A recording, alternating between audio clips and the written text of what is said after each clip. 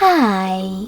In front of me is Microsoft Surface Pro 7 Plus, and today I would like to show you how you can resize font. Begin by going into Devices Settings and selecting Accessibility right away.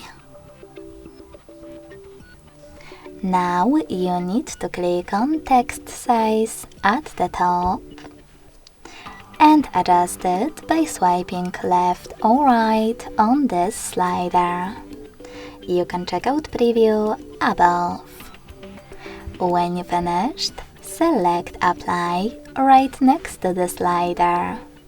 So when I do that, as you can see, size of my font has changed. Thanks so much for watching. If you enjoyed this video, smash that like button, comment and subscribe. Bye!